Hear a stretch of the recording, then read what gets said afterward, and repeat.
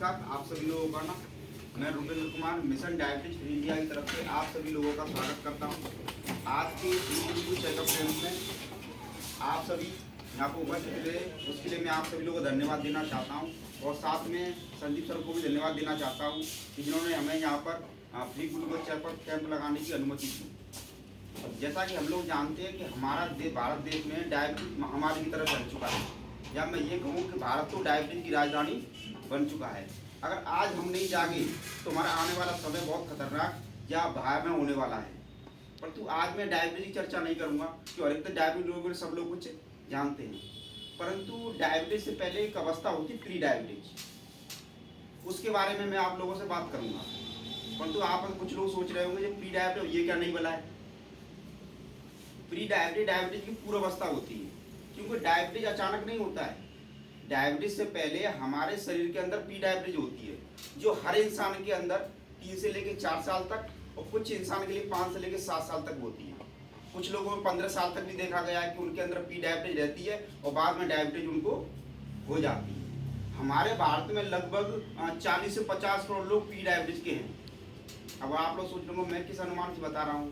एक अमेरिका एक विकसित देश है, वहाँ पर सभी लोगों का मेडिकल इंश्योरेंस होता है, और सभी लोगों का मेडिकल इंश्योरेंस होता है तो सभी लोग मेडिकल चेकअप भी होता है सभी लोगों का, और वहाँ का डाटा प्रॉपर वहाँ पे मेंटेन किया जाता है, चाहे हमारा प्राइवेट सेक्टर हो चाहे गवर्नमेंट सेक्टर हो सब लोग। तो एडीए द्वारा अमेरिकन डायबिटीज एसोसिएशन द्वारा एक रिपोर्ट दी गई है, उसमें ये दर्शाया गया है कि वहाँ की जनसंख्या का 11.2% लोगों को डायबिटीज है। कितना मैडम? 11.2% लोगों को डायबिटीज है। परंतु उस रिपोर्ट में चौंकाने वाली बात यह है कि वहां पर प्री डायबिटीज लोगों की संख्या वहां से 3 गुना है। अगर इसी रिपोर्ट के हम अपने भारत में लागू किया जाए तो भारत में कहा जाता है 12% लोगों को डायबिटीज होने की संभावना है, मतलब 16 करोड़ लोगों को। अगर 16 करोड़ लोगों को प्री डायबिटीज में किया जाए तो 48 करोड़ लोग हमारे भारत में लगभग प्री डायबिटीज के हो सकते हैं, वो भी इस रिपोर्ट के अनुसार जो हम लोग करते हैं। क्योंकि कस्बों में गाँव में तो लोग रिपोर्ट ही नहीं कराते हैं जाके, वहाँ पर रैंडम ही डॉक्टरों से चेक कराते हैं जाके, है तो अनुमान ज़्यादा पर 12% लोगों को बताते हैं, 48 लोग को प्री डायबिटीज होने की संभावना है। ये वे तो मुंबई के लीलावती हॉस्पिटल में एक सुप्रसिद्ध डॉक्टर ने भी कही थी न्यूज में कि वहाँ पर कोरोना काल में जिस उपचार प्रणाली का प्रयोग किया गया है और जो लोग तनाव से गुजरे हैं उनमें से 50% लोगों को डायबिटीज होने की संभावना है। इससे साफ तौर पर मालूम पड़ता है कि जिनको डायबिटीज होने की संभावना है वो लोग इस समय पर प्री डायबिटीज की अवस्था में रह रहे होंगे, और आने वाले समय में एक भारी संख्या में डायबिटीज होने की संभावना है। अब इसके लिए हमें क्या करना, या तो हमें चुपचाप बैठ जाना चाहिए या हम लोगों को जागृत हो जाना चाहिए। क्या करना चाहिए हम लोगों को? बस यही हम मिशन के माध्यम से कर रहे हैं। हम लोग सबसे पहले स्वस्थ लोगों को डायबिटीज के बारे में जानकारी देते हैं, जिससे वो डायबिटीज के बारे में जानकारी मिले और वो इसकी तरफ ना बढ़े। और दूसरा, प्री डायबिटीज लोगों को खोजते हैं कि जिन लोगों को प्री डायबिटीज हो वो उनको डायबिटीज होने से उनको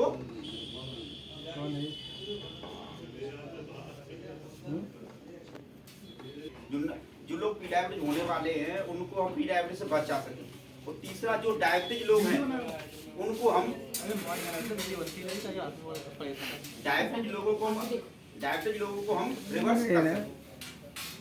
परंतु मैं आपको गुड न्यूज देना चाहता हूं, जो प्री डायबिटीज लोग हैं उनका रिवर्सल बहुत आसान है। मात्र 4 से 6 महीने के प्रयास से हम आसानी से प्री डायबिटीज को भी हम रिवर्स कर सकते हैं। अगर वो डायबिटीज के जोन में चले जाते हैं और उसके बाद हमें मालूम पड़ता है तो हमें ज्यादा समय लगता है। अब आप लोग जानना चाहेंगे इसको कैसे पता कर सकते हैं? इसका एक टेस्ट होता है HbA1c टेस्ट।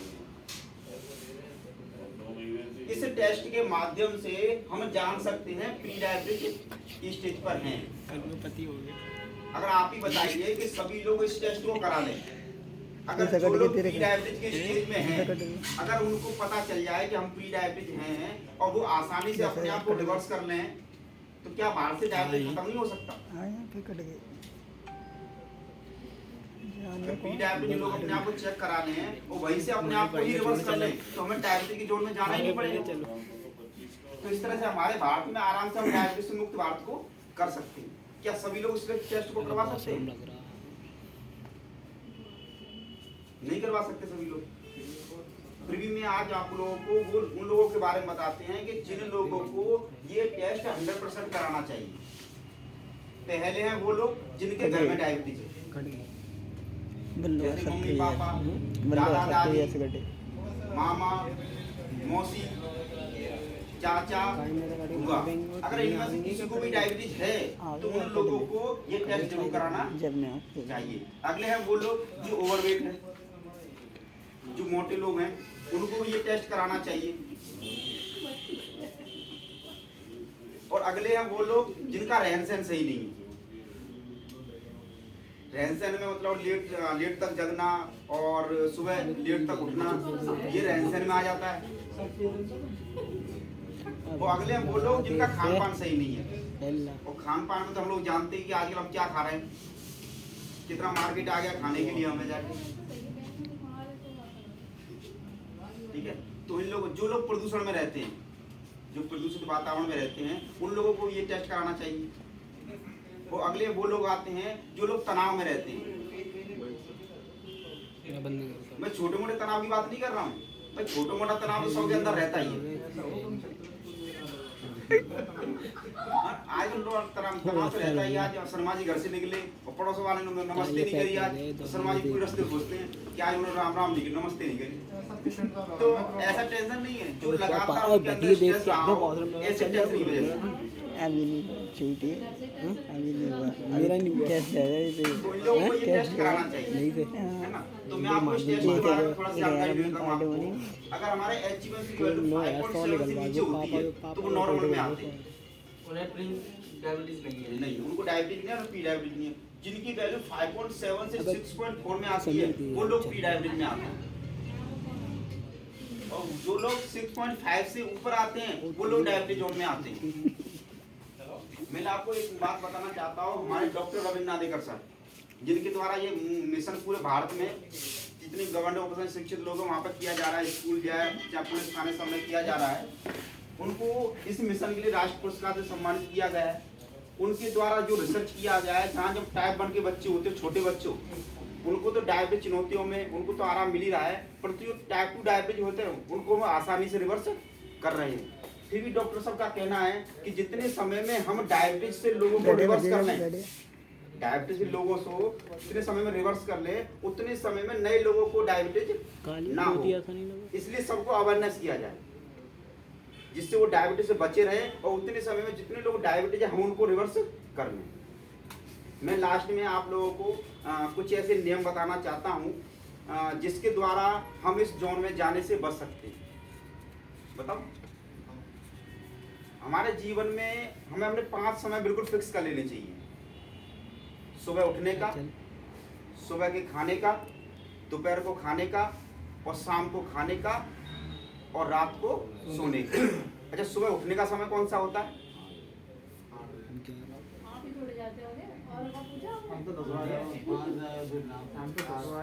सुबह का टाइम होता है, हमें किसी घड़ी को नहीं देखना है, सुबह का होता है सूर्योदय से पहले। आजकल तो अगर सूर्य नहीं निकल रहा है तो मोबाइल तो है ना, उसमें पता चल जाता है। सूर्य नहीं निकला तो मोबाइल में पता चल जाता है ऑटोमेटिक कितने बजे सूर्योदय होगा। एक दिन डेली बेसिस कोई होता है, 10-15 मिनट का टाइम टेबल होता है उसका। तो हमें सूर्योदय से पहले जगना है, ठीक है। और सोने का टाइम कौन सा होता है?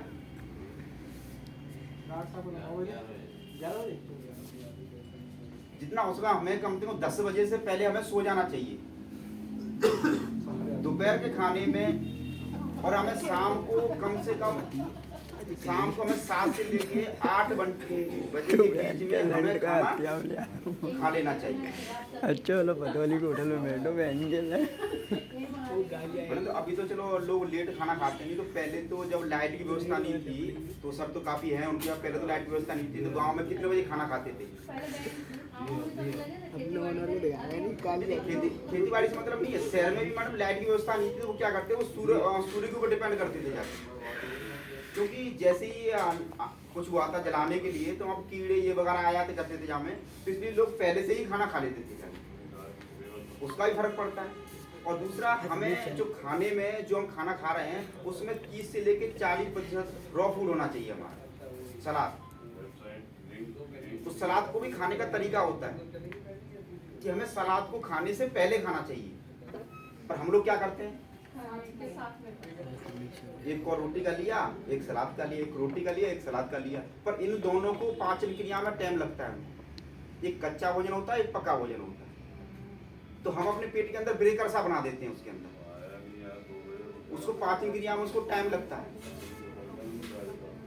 और उसके अलावा हमें 3 से लेके 4 घंटे के अंदर में दोबारा खाना नहीं खाना चाहिए। एक खाने से दूसरे खाने में कम से कम 4 घंटे का अंतर देना चाहिए। अगर हमारा खाना टाइम टेबल सही नहीं है तो 4 से लेके 4 घंटे का अंतर होना चाहिए। और शाम के भोजन से सुबह के भोजन में कम से कम 12 से लेके 16 घंटे का अंतर होना चाहिए। शाम के भोजन से सुबह के भोजन में 12 से लेके 16 घंटे का अंतर होना चाहिए। और हमें अपने अंदर और खासकर अपने बच्चों के अंदर ये संस्कार डालने चाहिए कि जब भी भोजन आए तो उसको नमन करके खाना चाहिए। क्या करके खाना चाहिए? हाथ जोड़ के। एक सोच हमें ऊर्जा मिलती है, और दूसरी एक्टिविटी ये होती है कि हमें पता रहता है कि हम खाना खाने वाले हैं। जैसे कहीं भी अगर शादी बारात में जाते हैं या शादी में जाती है तो जब बारात आती है उससे पहले दावत की व्यवस्था की जाती है, नहीं करती है? खाने की व्यवस्था की जाती है, स्टेज लगाया जाता है, कुर्सी लगाई जाती है। अगर ऐसा हो जाए कि अकस्माती पूरी बारात आ जाए तो कुछ व्यवस्था हो तो क्या होगा? प्लेट फेंकेंगी, कुछ नहीं हो सकता जाके। तो इसी तरह हमें पता होना चाहिए कि हम खा रहे हैं तो पेट में जो भी हमारे लिए एमाइल जूस निकलते हैं, हमारे जो भी एसिड निकलते हैं वो तैयार रहें।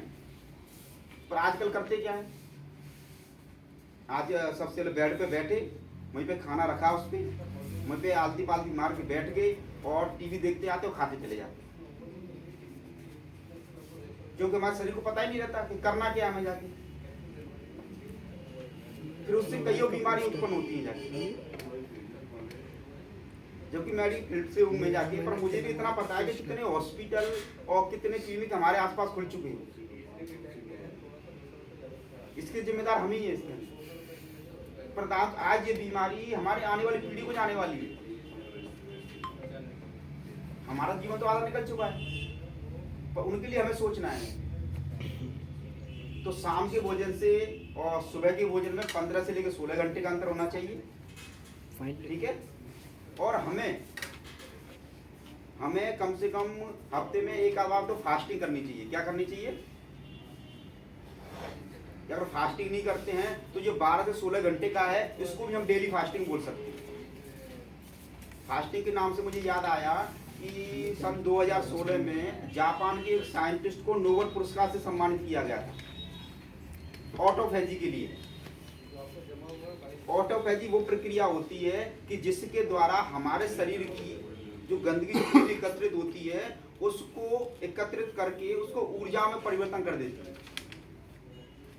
पर उस ऑटोफैजी को एक्टिव करने के लिए एक प्रक्रिया होती है हमारी, क्या होता है? उपवास। पर आजकल तो उपवास हम ढंग से करते नहीं। मैं तो ये मानता हूँ जो लोग उपवास रहते हैं वो तो नॉर्मल खाने से उस दिन ज्यादा खाना खा लेते हैं।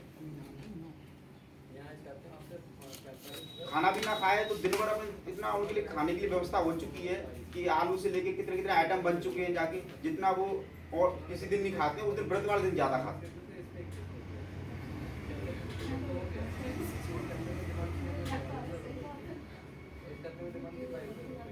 उस दिन ज्यादा खाते हैं, बैग में रखा रहता है, कभी ये खाया, दिन में ये खाया, वो खाते रहते हैं जाके, उस दिन ज्यादा खाते हैं। पर हमें 100% उपवास रखना है पानी के लिए हमें। और हमें रात में 6 से 7 घंटे की अच्छी नींद लेनी है। और सुबह कम से कम 45 मिनट का मॉर्निंग वॉक और 15 से 20 मिनट की धूप में आराम से धूप या योगा प्राणायाम या व्यायाम कर सकते हैं। जो मैंने आपको बात बताई, मुझे लगता है आप तो अपने जीवन में अपनाएंगे, पर घर पे जो लोग हैं 15-20 साल के जो बच्चे भी हैं हमारे 10-15 साल के, उनको भी ये बताना जरूरी है, क्योंकि हमारा जीवन तो आधा निकल चुका है। पर जो घर पे बैठे बच्चे उनको ये बताना जरूरी है। अब आप लोग घर पे जाके बताएंगे ना, बिल्कुल ठीक है। तो एक संकल्प ले लें एक बार, संकल्प ले लेते छोटा सा। अपने एक हाथ को दूसरे हाथ पे रखिए, जो मैं बोल रहा हूँ उसको बोलिए बस। मैं ये जान चुका हूँ या जान चुकी हूँ मैं जान चुका हूँ कि हमारे लिए, हमारे परिवार के लिए मॉर्निंग वॉक, योगा प्राणायाम करना बहुत जरूरी है। ये हमारे परिवार के लिए, वो आने वाले पीढ़ी के लिए बहुत जरूरी है। जो हमें प्री डायबिटीज के बारे में जानकारी है वो हम सब लोगों को अवेयरनेस करें। और दूसरी बात, जो हम डायबिटीज के बारे में हम जानकारी चाहते हैं, जो मैं देना चाहता हूँ, वो अपने माइंड में सेट करें। अब डायबिटीज के लिए मैं बताता हूँ कि डायबिटीज कोई बीमारी नहीं है। Diabetes disorder. डिसऑर्डर का मतलब होता है कि जो हमारी शरीर की प्रक्रिया होती है उसमें इंटरफेयर हो जाता है थोड़ा सा। जैसे हम कुछ खाना खाते हैं, खाना हमारे पेट में गया, जो सामान्य लोगों की प्रक्रिया होती है, जैसे कहने का हमारी एनर्जी कैसे मिलती है, हमारा शरीर चलता कैसे है, एनर्जी कैसे मिलती है। जैसे हमने कुछ खाना खाया, हमारा खाना पेट में गया और पेट के बाद में इसका पाचन होने के बाद में इससे ग्लूकोज में परिवर्तन होता है। Carbohydrate, protein, fat, vitamin, minerals. जब कार्बोहाइड्रेट का विघटन होता है तो उससे बनता है ग्लूकोज। क्या बनता है सर? ग्लूकोज। और ग्लूकोज बनने के बाद आ जाता है ब्लड के अंदर, और ब्लड के अंदर आ जाता है। और ग्लूकोज की दृष्टिकोण से हमारे शरीर के अंदर दो तरह के सेल्स होते हैं। कितने तरह के? दो तरह के सेल्स होते हैं। एक सेल्स वो होते हैं जिनके अंदर डायरेक्ट ग्लूकोज प्रवेश कर सकता है, वो इमरजेंसी सेल्स होते हैं। जैसे हमारे रेटिना के सेल्स, किडनी के सेल्स, नर्व सेल और इंटिमा के सेल। ये चार सेल के अंदर डायरेक्ट ग्लूकोज प्रवेश कर सकता है। और दूसरी टीम वो होती है जिनके अंदर जाने के लिए ग्लूकोज को उसके रिसेप्टर के ऊपर एक तरह का लॉक या रिसेप्टर लगा रहता है। उस रिसेप्टर को इंसुलिन खोलता है। कौन खोलता है? इंसुलिन ये हार्मोन्स जो हमारे पेट के पीछे ग्रंथि होती है पैनक्रियाज, उसके अंदर बनाया जाता है। जब पैनक्रियाज बीटा सेल बनाता है तो उससे इंसुलिन निकलता है, उस इंसुलिन गेट को खोलता है, ग्लूकोज शरीर के अंदर जाता है। और हमारे सेल्स के अंदर एक पावर हाउस होता है, इसे बोलते हैं माइक्रोकांडिया। इसके अंदर जब ज्वलन होता है उससे हमें एनर्जी मिलती है। पर कुछ कारणों से हमारे रिसेप्टर खराब हो जाते हैं। जैसे मैंने आपको बताया था, खान पान, तनाव, प्रदूषण, रहन सहन, उम्र और आजकल सबसे ज्यादा मेडिसिन, इसकी वजह से वो रिसेप्टर खराब हो जाते हैं। जो रिसेप्टर खराब होते हैं वो डायबिटीज की पहली अवस्था होती है, परंतु हमें इसका पता नहीं चलता है। और ग्लूकोज की मात्रा ज्यादा बढ़ती है तो वो हमारे बीटा सेल में दबाव पैदा करते हैं, जिससे बीटा सेल डैमेज हो जाते हैं। ये डायबिटीज की दूसरी अवस्था होती है। जो हमारी पहली अवस्था होती है इसको प्री डायबिटीज बोलते हैं। इसमें आसानी से हम रिवर्स कर सकते हैं। इसको चेक करने का तरीका होता है HbA1c। हम HbA1c टेस्ट के द्वारा उसको जानकारी कर सकते हैं। अब इसमें होता ऐसा है कि प्री डायबिटीज किसी को परेशान नहीं करता है। प्री डायबिटीज किसी को परेशान नहीं करता है। अगर नॉर्मली इसमें परेशान करता है तो व्यक्ति इसमें फूडी हो जाता है। क्या हो जाता है? फूडी हो जाता है। वाले खाने के सब शौकीन है, तो इसीलिए इससे दोस्ती कर लेता है प्री डायबिटीज। जब प्री डायबिटीज से निकलती है तो इससे वो दोस्ती कर लेता है। पर लगातार दोस्ती करते करते एक बार फिर डायबिटीज के, और मैंने आपको पहले बताया तो ये चार सेल्स होते हैं, उनमें डायरेक्ट ग्लूकोज जाता है। अगर उनमें ग्लूकोज जाने लगता है, अगर हमारे रेटिना के अंदर जाता है तो रेटिना के अंदर बहुत बारीक परत होती है। जब डायरेक्ट ग्लूकोज इसके अंदर जाता है तो इसकी वजह से हमें दृष्टि दोष की समस्या होने लग जाती है। अगर यही ग्लूकोज हमारे इंटिमा के अंदर जाता है, जो ब्लड के अंदर वाली परत के अंदर, तो यहाँ से हमें या तो पैरालाइसिस, बीपी की समस्या, पैरालाइसिस, हार्ट अटैक, वो इसकी वजह से होने लगता है। अगर यही ग्लूकोज हमारे नर्वस सिस्टम के अंदर जाता है तो हमारे शुरुआत में पैरों में झुंझुनी होना, और अगर गलती से पैर में जख्म हो जाए तो गैंग्रीन बन जाए, फिर तो उसका पैर कटने से ऊपर वाला ही बचा है। और यही हमारा ग्लूकोज अगर किडनी में लगातार जाता है तो हमें किडनी की जो सबसे खतरनाक प्रोसीजर होता है डायलिसिस, उस पर जाना पड़ता है। तो डायबिटीज जो प्री डायबिटीज है, तो जैसे मैंने आपको बताया था जाके कि प्री डायबिटीज हम सब लोगों को बताना है, तो लोगों के अंदर ये भ्रांति है कि डायबिटीज रिवर्स नहीं होता है। उनके अंदर होता है डायबिटीज रिवर्स होता है। तो आप लोगों ने अपना कीमती समय दिया, इसके लिए मैं आप सभी लोगों को धन्यवाद देना चाहता हूँ और सर को धन्यवाद देता हूँ, उन्होंने कहा यहाँ पे कैंप लगाने के लिए। तो सभी को धन्यवाद, नमस्कार।